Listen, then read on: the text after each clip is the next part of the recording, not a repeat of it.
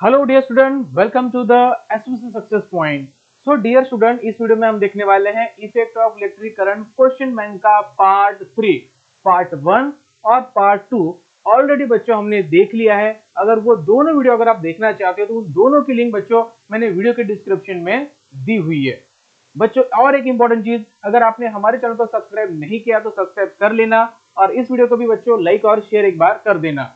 सबसे इंपॉर्टेंट होता है बच्चों, अगर आपको ये सारी चीजें अगर समझनी है तो इस वीडियो को बच्चों आपको स्टार्टिंग से एंड तक देखना होगा, तभी जाकर ये सारी चीजें बच्चों आपको समझ में आ सकती है। तो बच्चों हमारा पहला इंपॉर्टेंट क्वेश्चन है फ्लेमिंग राइट हैंड रूल। तो बच्चों फ्लेमिंग का जो राइट हैंड रूल होता है ये कहां पर एप्लीकेबल होता है, मतलब कहां पर यूज होता है। तो बच्चों फ्लेमिंग का जो राइट हैंड रूल होता है ना, ये बेटा यूज होता है इलेक्ट्रिक जनरेटर में। कहां पर होता है? इलेक्ट्रिक जनरेटर में। किस लिए यूज होता है? To find out the direction of induce current, इसके लिए बेटा यूज होता है। अब लिखोगे कैसे? तो सिंपल है बेटा, आपको क्या करना है, आपका इंडेक्स फिंगर, आपका मिडल फिंगर और आपका इंडेक्स फिंगर, मिडल फिंगर और आपका थंब, ये तीनों फिंगर एक दूसरे को क्या होनी चाहिए बेटा? एक दूसरे को होनी चाहिए परपेंडिकुलर होनी चाहिए, ठीक है।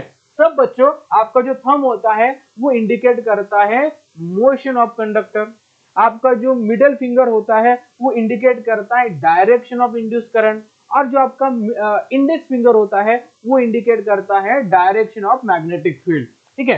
तो बच्चों ये आपको यहाँ पर याद रखना है। अब मान लीजिए बच्चों एग्जाम में अगर आपको ये क्वेश्चन पूछा गया तो कैसे करोगे? तो सबसे पहले बच्चों आपको ये लिखना होगा कि यार ये जो रूल होता है ये कहाँ पर यूज होता है। तो आप लिख सकते हो Fleming right hand rule is use in electric generator to find out the direction of induce current, ये हो गया। उसके बाद बच्चों आपको ये लिखना होगा कि तीनों फिंगर एक दूसरे को परपेंडिकुलर होते हैं, ठीक है। जो थंब होता है वो आपका मोशन ऑफ कंडक्टर बताता है, इंडेक्स फिंगर होता है वो मैग्नेटिक फील्ड बताता है, और जो मिडिल फिंगर होता है वो आपका डायरेक्शन ऑफ इंड्यूस करंट बताता है, ठीक है। अब एग्जाम में ड्रॉ कैसे करोगे? तो बेटा ड्रॉ करने के लिए सिंपल है, तो आपको ये हैंड ड्रॉ करने की जरूरत नहीं है, राइट हैंड ड्रॉ करने की जरूरत नहीं है, बहुत डिफिकल्ट होता है। तो एग्जाम में सिंपल यार आपको इस तरीके से ड्रॉ करना है, ठीक है। तो ये मान लीजिए आपका थंब है, ठीक है। मान लीजिए आपका इंडेक्स फिंगर है, ये आपका मिडल फिंगर है। तो देखो थंब क्या इंडिकेट करता है? मोशन ऑफ कंडक्टर, तो यहां पर आप मोशन लिखो, ठीक है। इंडेक्स फिंगर क्या इंडिकेट करता है? मैग्नेटिक फील्ड, तो यहां पर लिखो मैग्नेटिक फील्ड, ठीक है। मिडल फिंगर क्या इंडिकेट करता है? So direction of induce current, तो यहां पर आप ऐसा लिख सकते हो, तो हो गया, आपको इसके मार्क मिल जाएंगे, ठीक है। यानी ये हैंड ड्रॉ करो, उसके बाद फिंगर ड्रॉ करो, तो ये आपको यहाँ पर करने की जरूरत नहीं है। अगर ऐसा भी अगर आपने वहां पर ड्रॉ कर दिया तो भी बच्चों आपको वहां पर मार्क्स मिल जाएंगे। चलो move to the next question. So देखो बेटा ये भी इंपॉर्टेंट है, फ्लेमिंग का लेफ्ट हैंड रूल। तो बेटा फ्लेमिंग का लेफ्ट हैंड रूल यूज होता है इलेक्ट्रिक मोटर में to find out the direction of force on a conductor. मतलब कंडक्टर पर जो फोर्स लगता है ना उसका डायरेक्शन फाइंड आउट करने के लिए हम क्या करते हैं? फ्लेमिंग के लेफ्ट हैंड का यूज करते हैं। यहाँ पर दिया हुआ बच्चे देखो, Fleming left hand rule is use to find out the force on a conductor, ठीक है, to find out the direction of force on a conductor, ठीक है। अब ये जो रूल होता है बच्चों एप्लीकेबल होता है for the electric motor. Simple है बच्चों, आपको क्या करना है, hold out your left hand with the index finger, middle finger and thumb perpendicular to the each other. If the index finger represent the direction of the magnetic field, the middle finger represent that of the current, then thumb gives the direction of the force. तो simple है बेटा, इस तरीके से आपको यहाँ पर देखना होगा। जो थंब होता है वो यहाँ पर इंडिकेट करता है मोशन ऑफ द कंडक्टर, जो आपका ये इंडेक्स फिंगर होता है ये इंडिकेट करता है direction of the magnetic field, और ये जो होता है बच्चों आपका, ठीक है, ये जो होता है बच्चों मिडिल फिंगर, ये इंडिकेट करता है डायरेक्शन ऑफ इलेक्ट्रिक करंट। तो एग्जाम में कैसे ड्रॉ करोगे? तो एग्जाम में बेटा सिंपली आपको यही ड्रॉ करना है, देखो इस तरीके से। ये मान लीजिए बेटा ये मिडिल फिंगर है, ये आपका इंडेक्स फिंगर है, ये आपका थंब है, ठीक है। तो थंब क्या इंडिकेट करता है? यहां पर लिख दो। मिडिल फिंगर क्या इंडिकेट करता है? तो यहां पर लिख दो। और ये जो बेटा इंडेक्स फिंगर क्या इंडिकेट करता है? यहां पर लिख दो। हो गया आपकी डायग्राम मिल जाएंगे बच्चों आपको मार्क। ठीक है, तो देखो बच्चों ये ऐसा भी क्वेश्चन आ सकता है, name the following diagram and explain the concept behind them. तो बच्चों देखो अभी अभी मैंने आपको फ्लेमिंग का left hand rule and Fleming का राइट हैंड रूल दोनों भी एक्सप्लेन कर दिए हैं। तो बस बच्चों वही यहाँ पर आपको लिखना है। ठीक है, तो सबसे पहले देखो बेटा ये है फ्लेमिंग का राइट हैंड रूल। यहाँ पर थंब क्या इंडिकेट करता है वो लिखना है आपको, इंडेक्स फिंगर क्या इंडिकेट करता है वो लिखना है, मिडिल फिंगर क्या इंडिकेट करता है वो आपको यहाँ पर लिखना है। अगर बात करते बच्चों बी डायग्राम के बारे में, तो ये बच्चों हमें दिखाता है फ्लेमिंग का लेफ्ट हैंड रूल के बारे में। तो इंडेक्स फिंगर क्या बताता है, मिडिल फिंगर क्या बताता है, थंब क्या बताता है, वही चीजें आपको लिखनी है जो कि मैंने अभी पहले 2 स्लाइड में आपको बताई है। ठीक है, वही क्वेश्चन है, बस अलग तरीके से पूछा गया है। तो बच्चों ये भी क्वेश्चन यहाँ पर बहुत इंपॉर्टेंट बन जाता है। क्वेश्चन को आप एक बार देख लीजिए, मैं पेन का कलर चेंज कर लेता हूँ। देखो बेटा राइट हैंड थंब रूल, तो बेटा राइट हैंड थंब रूल कुछ इस तरीके से। अब ये क्या इंडिकेट करता है बच्चों, ये जो राइट हैंड थंब रूल हो ना, ये इंडिकेट करता है बच्चों कि जब इलेक्ट्रिक करंट किसी कंडक्टर से फ्लो करता है, जब इलेक्ट्रिक करंट किसी कंडक्टर से फ्लो करता है तो इस कंडक्टर के अराउंड एक मैग्नेटिक फील्ड जनरेट होती है। तो उस मैग्नेटिक फील्ड का डायरेक्शन क्या होगा वो अगर फाइंड आउट करना है तो बच्चों हमें क्या करना होगा, right hand thumb rule use करना होगा। और इसी को हम क्या कहते हैं, मैक्सवेल कॉर्क स्क्रू रूल भी कहते हैं। ये भी आपको यहाँ पर याद रखना है। देखो बच्चों क्या होता है, this rule is convenient for finding the direction of magnetic field produced by the current flowing through an electric conductor। मतलब किसी कंडक्टर से अगर इलेक्ट्रिक करंट अगर फ्लो हो रहा है तो उसके अराउंड जो मैग्नेटिक फील्ड प्रोड्यूस होती है उसका डायरेक्शन फाइंड आउट करने के लिए क्या होता है बच्चों, हम right hand thumb rule use करते हैं। इसी को हम क्या कहते हैं, मैक्सवेल कॉर्क स्क्रू रूल भी कहते हैं। ठीक है बेटा, तो ये चीजें आपको यहाँ पर याद रखनी है। ठीक है, अब कैसे करना है, तो सिंपल है बेटा, मान लीजिए एग्जाम में क्या करना है, एक कंडक्टर दिखाना, ये कंडक्टर है आपका। ठीक है, ये इसका करंट का डायरेक्शन, और ये देखो बेटा ये है मैग्नेटिक फील्ड का डायरेक्शन कुछ इस तरीके से। तो बस एग्जाम में कुछ इसी तरीके से आपको यहाँ पर ड्रॉ करना होगा। अब क्या होता है बच्चों, देखो your right hand in such way that your thumb points in the direction of the current. मतलब बच्चों आपका जो थंब होता है वो आपको पॉइंट करना है toward the direction of electric current. मतलब जिस तरफ इलेक्ट्रिक करंट का डायरेक्शन है उस तरफ आपका थंब करना है। और जो रिमेनिंग फिंगर है ऑफ योर सेम हैंड, ये जो आपकी रिमेनिंग फिंगर है ऑफ योर सेम हैंड, ये क्या इंडिकेट करते हैं, okay this finger are represent the direction of magnetic field. मतलब ये जो फिंगर है बेटा ये इंडिकेट करते हैं डायरेक्शन ऑफ मैग्नेटिक फील्ड। तो ये भी चीजें आपको यहाँ पर बच्चों याद रखनी है। एग्जाम में ये भी बच्चों रूल पूछा जाता है, तीनों रूल पूछे जा सकते हैं, फ्लेमिंग का लेफ्ट हैंड रूल हो, फ्लेमिंग का राइट हैंड रूल हो, या फिर राइट हैंड थंब रूल हो। तीनों रूल को बच्चों यहाँ पर आपको याद करना है। उसके बाद बच्चों ये क्वेश्चन थोड़ा सा इंपॉर्टेंट बन जाता है हम सब के लिए, what is the overloading. Overloading क्या होता है, व्हेन डज इट ऑकर, ये कब बच्चों होता है, हाउ डज इट कॉज। ठीक है, मतलब बच्चों कब होता है, कैसे होता है, और how can overloading be avoided, मतलब किस तरीके से ओवरलोडिंग को हम अवॉइड कर सकते हैं, रोक सकते हैं। सो देखो बच्चों ये भी बहुत सिंपल होता है। बच्चों सबसे पहले समझो कि यार ओवरलोडिंग होता क्या है। देखो बच्चों, a flow of large current in a circuit beyond the permissible value of the current is called the overloading. मतलब कोई सर्किट है, उस सर्किट का जो लिमिट है उससे ज्यादा अगर करंट फ्लो हो रहा है तो उसे हम क्या कहेंगे बेटा, ओवरलोडिंग कहेंगे। मतलब क्या होता है बच्चों, a flow of large current through a circuit, ठीक है, beyond the permissible value of the current is called the overloading. ये हो गया बच्चों ओवरलोडिंग। अब बच्चों ये कब होता है, ठीक है, ये कब होता है, देखो बेटा, it occurs when the many electrical appliances has a high power rating such as a geyser, heater, ठीक है, an oven, a motor, etc. are switches on simultaneously. This causes the fire. मतलब बच्चों क्या होता है, अगर आप सिंगल सर्किट का अगर आप सिंगल सर्किट के ऊपर अगर आप ढेर सारे हाई पावर रेटिंग वाले अगर अप्लायंसेस अगर आप लगा लेते हो और साइमल्टेनियसली मतलब एक ही बार उन सबको अगर बच्चों अगर आप चालू कर देते हो तो बच्चों वहां पर ओवरलोडिंग हो सकती है। समझ में आ गया, मतलब एक ही सर्किट है, एक ही सर्किट में ढेर सारे अप्लायंसेस आपने लगा दिए और साइमल्टेनियसली मतलब एक ही बार सबको आपने चालू कर दिया तो क्या हो सकता है, वहां पर ओवरलोडिंग हो सकती है। ठीक है, ये आपको याद रखना है। अब बच्चों ओवरलोडिंग को अवॉइड कैसे कर सकते हैं, तो बच्चों सिंपल है, overloading can be avoided by not connecting the many electrical appliances of high power rating in a same circuit। मतलब क्या होता है बच्चों कि आपको एक ही सर्किट पर हाई पावर रेटिंग वाले अप्लायंसेस को कनेक्ट नहीं करना है, ठीक है। यही होता है बच्चों इसके पीछे का एक कह सकते हैं सॉल्यूशन, जो हम क्या कर सकते हैं कि ओवरलोडिंग को यहाँ पर वहां पर अवॉइड कर सकते हैं। और बच्चों ये तो बहुत ही इंपॉर्टेंट है इस बार एग्जाम में, अगर बच्चों ये क्वेश्चन आ गया ना तो आपको 5 मार्क का ये क्वेश्चन आने वाला है। देखो बेटा, explain the construction and working of electric motor in A short. तो बच्चों एग्जाम में ये क्वेश्चन बन सकता है, इसलिए इस क्वेश्चन को तो आपको मोस्ट इंपॉर्टेंट क्वेश्चन करके ही जाना है, ठीक है। तो बेटा ये मोस्ट इंपॉर्टेंट क्वेश्चन है, ये आपको यहाँ पर याद रखना है। अब देखो बेटा क्या है, क्या करना है, दो मैग्नेट है, ठीक है। ये देखो बेटा, ये नॉर्थ पोल, ये साउथ पोल, दोनों के बीच में थोड़ा सा गैप है। गैप में बच्चों हमने क्या कर दिया, एक कंडक्टिंग वायर का लूप रख दिया, ठीक है।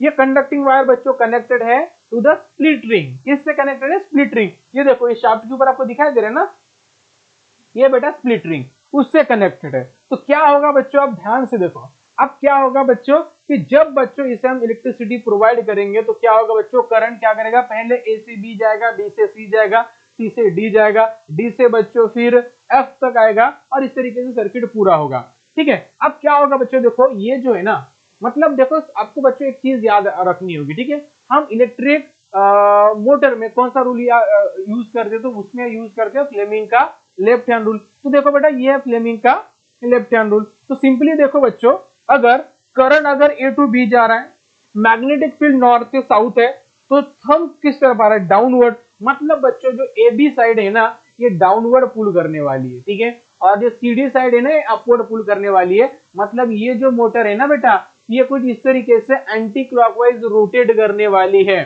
ठीक है। अब देखो बच्चों किस तरीके से इसे हम एक्सप्लेन कर सकते हैं इन शॉर्ट। देखो बच्चों क्या करना है, इलेक्ट्रिकल मोटर क्या होती है सिंपली, तो बेटा इलेक्ट्रिकल मोटर एक ऐसा डिवाइस होता है कि जो इलेक्ट्रिकल एनर्जी को मैकेनिकल एनर्जी में क्या करता है, कन्वर्ट करता है। यानी electrical motor is a device which can convert the electrical energy into mechanical energy. तो ये चीजें आपको यहाँ पर याद रखनी है, ठीक है। It works on the principle of magnetic effect of electric current. तो ये भी इंपॉर्टेंट बच्चों, ये magnetic effect of electric current के प्रिंसिपल के ऊपर वर्क करता है। तो दो पॉइंट बच्चों आपको यहाँ पर इंपॉर्टेंट है, डायग्राम भी इंपॉर्टेंट है और ये दो पॉइंट भी बच्चों इंपॉर्टेंट है, ठीक है। ये हो गया। अब बच्चों देखते हैं कि यहाँ पर कंस्ट्रक्शन किस तरीके से, सिंपल है बेटो।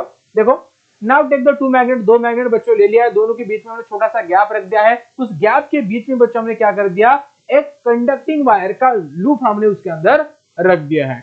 अब बच्चों जिस उस लूप से अगर करंट फ्लो करेगा, ठीक है, उस लूप से अगर करंट फ्लो करेगा बच्चों, तो क्या होगा, according to the Fleming left hand rule, यानी फ्लेमिंग के लेफ्ट हैंड रूल के अनुसार क्या होगा बच्चों, ये जो लूप है ए बी सी डी, ये रोटेट करना स्टार्ट करेगा, ठीक है। अब इनिशियली करंट कैसे फ्लो हो रहा है बच्चों, A B C D flow हो रहा है, तो साइड ए बी क्या होगा बच्चों, डाउनवर्ड पुल होगा, सी डी अपवर्ड पुल होगा। तो because of this rotation of the motor is anti clockwise direction, ठीक है बच्चों, याद रखना है बच्चों। अब चलो हाफ रोटेशन, जब हाफ रोटेशन हो जाएगा तो क्या होगा बच्चों, ये जो साइड है वो चेंज हो जाएगी। मतलब ए बी साइड सीडी के साइड चली जाएगी, सीडी साइड ए बी की साइड आ जाएगी, ठीक है बच्चों। अब करंट कैसे फ्लो करेगा, अब करंट बच्चों फ्लो करेगा यहाँ पर डीसीबीए। क्या करंट कैसे फ्लो करेगा, डीसीबीए करंट फ्लो करेगा बेटो, ठीक है, ये याद रखना है आपको।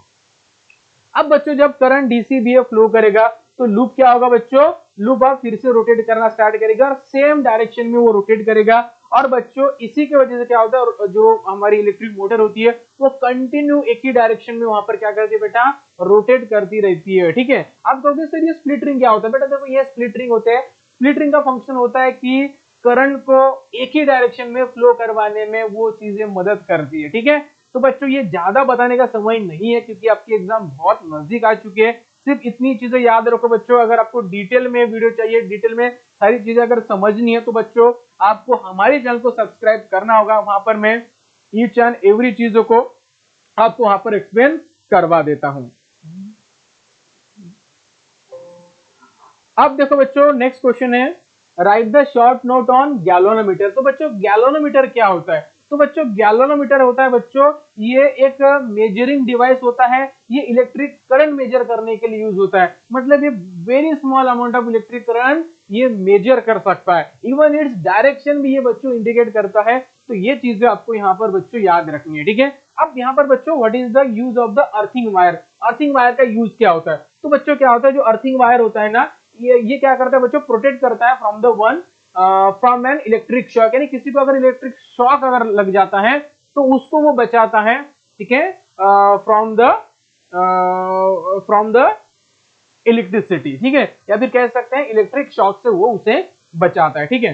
अब ये क्या होता है बच्चों कि जब अर्थिंग होती है तो क्या होता है बच्चों, it provide the path for the faulty current to flow toward the earth. अब क्या होता है बच्चों, जब करंट लगता है हमें तो क्या होता है, जो करंट होता है हमारे बॉडी के थ्रू क्या होता है बच्चों, ग्राउंड में चला जाता है। अगर अर्थिंग वायर होगा तो हमारे बॉडी के बजाय वो क्या करेगा, उस अर्थिंग वायर से थ्रो करेगा, ग्राउंड में चला जाएगा और हमारी जान वहां पर बच सकती है। तो कुछ ऐसा यार इसका एक खेल होता है, ये भी आपको यहाँ पर याद रखना है। इन चीजें बच्चों में एक जस्ट ओवर लुक आपको दिला रहा हूँ, जस्ट मैं आपको चीजें रिवाइज करा रहा हूँ, ठीक है, डिटेल में आपको नहीं पढ़ा रहा है, ठीक है। डिटेल में पढ़ना है तो बच्चों ये टाइम नहीं है डिटेल में पढ़ने का, जस्ट ओवर लुक करा रहा हूँ, क्योंकि एग्जाम में अगर आ जाए तो आपको कम से कम यार समझ में तो आना चाहिए कि यार ये चीजें क्या होती है।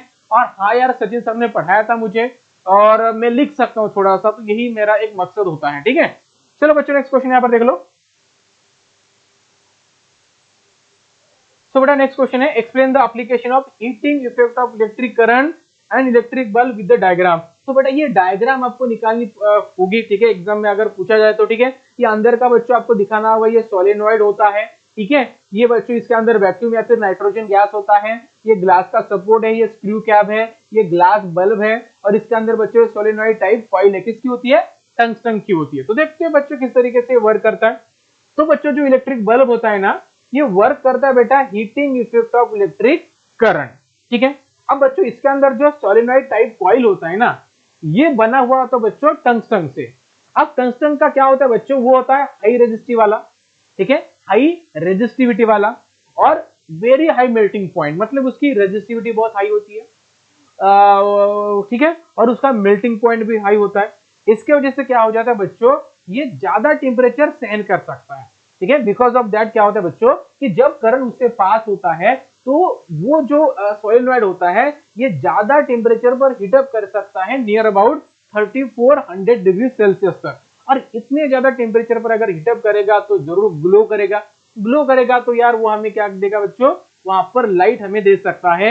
और इस तरीके से बच्चों ये वर्क करता है heating effect of electric current के ऊपर। तो बच्चों ये भी डायग्राम थोड़ी सी इंपॉर्टेंट बन जाती है। डायग्राम देखो बच्चों किसके लिए है, draw a neat label diagram to show the magnetic effect of electric current. बच्चों magnetic effect of electric current, magnetic effect of electric current अगर बच्चों आपको यहाँ पर कहा जाए, show the magnetic effect of electric current, आपको कहा जाए कि यार magnetic effect of electric current, ठीक है, ये आपको यहाँ पर बताना है, शो करना है कि magnetic effect of electric current, मतलब इलेक्ट्रिक करंट की वजह से मैग्नेटिक फील्ड प्रोड्यूस हो रही है, ये आपको दिखाना है। कैसे दिखाओगे, तो उसके लिए बच्चों ये डायग्राम आपको निकालनी पड़ेगी, सर्किट निकालना होगा और उसके बाद बच्चों मैग्नेटिक नीडल लेके जाना होगा।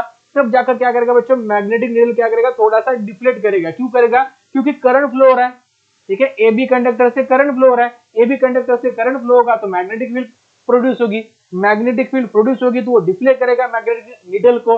और यहां से बच्चों प्रूव हो जाएगा कि हाँ यार कि जब भी करंट फ्लो होता है किसी कंडक्टर से तो मैग्नेटिक फील्ड क्या होती है, प्रोड्यूस होती है। तो बच्चों ये भी इंपॉर्टेंट डायग्राम देखो यहां पर,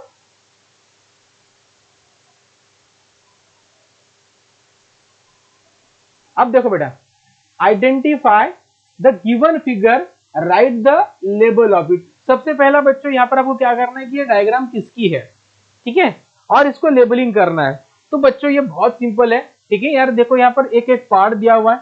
देखो बेटा ये जो आपको दिखाई दे रहा है ये कार्डबोर्ड है, ये कार्डबोर्ड है, और ये आपको दिखाई दे रहा है ये इस तरीके से, ये कंडक्टिंग लूप, क्या है बेटा, कंडक्टिंग लूप है। और ये देखो बेटा ये जो आपको दिखाई दे रहा है सर्कल जैसे, ये मैग्नेटिक लाइन ऑफ फोर्स है, ये क्या है बेटा, मैग्नेटिक लाइन ऑफ फोर्स है। अब डायग्राम किसकी है, तो डायग्राम में बच्चों magnetic field produce by the conducting loop, magnetic field produce by the conducting loop, ये इसकी डायग्राम है। तो ये भी बच्चों आपको यहाँ पर याद करना होगा। तो बच्चों एग्जाम में भले आपको इलेक्ट्रिक मोटर को एक्सप्लेन करने के लिए क्वेश्चन ना आए, लेकिन ये क्वेश्चन बिल्कुल आपको आने वाला है यार। क्वेश्चन क्या कहता है, observe the figure and write the answer to the question asked. बच्चों सबसे पहले आपको क्या करना है, ये डायग्राम आपको पहचाननी है किन चीज की है, किस डिवाइस की है, और उसके रिलेटेड आपको क्वेश्चन यहाँ पर देने हैं। पहला क्वेश्चन है बच्चों, the structure shown in the figure is of which device. मतलब ये जो स्ट्रक्चर आपको दिखाई दे रहा है ये किस डिवाइस का स्ट्रक्चर है। सिंपल है बेटा, देखो यहाँ पर आप देख पा रहे हो यहाँ पर बैटरी लगी हुई है। सही बात है, सही बात है कि नहीं? भगवान का नाम ले लो और बताओ यार यहाँ पर बैटरी लगी हुई है कि नहीं लगी हुई है। बिल्कुल यहाँ पर बैटरी लगी हुई है। इसका मतलब बेटा ये किसकी डायग्राम है? अगर जनरेटर होता तो यहाँ पर गैल्वेनोमीटर होता, बैटरी नहीं होती। तो बच्चों आपको पता चल जाएगा यहाँ पर बैटरी लगी हुई है और यहाँ पर स्प्लिट रिंग है। इसके जरिए बच्चों आपको पता चल जाएगा कि ये डायग्राम किसकी है। ये डायग्राम इलेक्ट्रिक मोटर की डायग्राम है। ठीक है, ये हो गया। उसके बाद बच्चों explain the principal on which this device work. यानी ये जो डिवाइस है बच्चों किस प्रिंसिपल के ऊपर वर्क करता है। तो बच्चों जो इलेक्ट्रिक मोटर होती है ये magnetic effect of electric current के प्रिंसिपल के ऊपर वर्क करती है। तो वो भी आंसर बच्चों यहां पर दिया हुआ है, याद रखो। नेक्स्ट क्वेश्चन है बेटा, right the any 3 uses of this device. इस डिवाइसेस के आपको 3 यूजेस यहां पर लिखने हैं। देखो फैन में यूज होता है, लैपटॉप में यूज होता है, वाटर पंप में यूज होता है। जहां पर लिखना चाहते हो वहां पर बच्चों आप लिख सकते हो। ठीक है, तो ये यार बहुत इंपॉर्टेंट कर लो। ठीक है, मोस्ट टाइम पे बेटा इसे कर लो यार, क्योंकि एग्जाम में तो ये 101% ये आएगा आएगा आएगा। ठीक है, इतना आपको यहां पर याद रखना है। ठीक है, अब ये तो नहीं आएगा, उतना इंपॉर्टेंट नहीं है, लेकिन फिर भी याद रखो यार, हो सकता है कुछ भी आ जाए। ठीक है, तो देखो बेटा, observe the figure and write the answer to the question asked. तो बच्चों देखो सबसे पहला क्वेश्चन है, the structure shown in the figure is of which device. ये जो स्ट्रक्चर आपको दिखाई दे रहा है किस डिवाइस का है। तो यार कितना सिंपल है, मैंने आपको पहले ही कहा था, अब भी कह रहा हूं और हर बार कहूंगा। यहां पर देखो, यहां पर गैल्वेनोमीटर लगा हुआ है, बैटरी नहीं है। इसका मतलब ये इलेक्ट्रिक जनरेटर का डायग्राम है। ठीक है, क्लियर हुआ। उसके बाद बच्चों देखो, explain the principal on which this device work. ये जो डिवाइस होता है ये किस प्रिंसिपल के ऊपर वर्क करता है। तो वो प्रिंसिपल बेटा हमारा इलेक्ट्रोमैग्नेटिक इंडक्शन। कौन सा है बेटा? इलेक्ट्रिक मोटर कहा जाए तो आपको लिखना है magnetic effect of electric current. अगर इलेक्ट्रिक जनरेटर पूछा जाए, उसका प्रिंसिपल पूछा जाए, तो आपको बताना है इलेक्ट्रोमैग्नेटिक इंडक्शन। अब कहां पर यूज होता है? 3 यूजेस आपको लिखने हैं। तो यार विंड मिल लिखो, व्हीकल लिखो, पावर प्लांट लिखो, जो लिखना चाहते हो वो लिखो यार। ठीक है, तो बच्चों इस तरीके से आपको यहाँ पर 2-3 मार्क मिल जाएंगे। ठीक है, 3 मार्क का क्वेश्चन था, एक्चुअली आएगा तो 3 मार्क का आएगा। और देखो बच्चों, हमने ग्रेविटेशन देख लिया है, हमने effect of electric current chapter देख लिया बच्चों, और ढेर सारे चैप्टर देखेंगे, हीट चैप्टर देखेंगे। ईच एंड एवरी क्वेश्चन को एक्सप्लेन करेंगे ओनली फॉर यू, सिर्फ आपके लिए। तो बच्चों एक काम करना है, बस हमारे चैनल को सब्सक्राइब करना है, इस वीडियो को लाइक करना है, शेयर करना है, और बस बच्चों एग्जाम में फोड़ना है। तब तक बच्चों goodbye, take care and God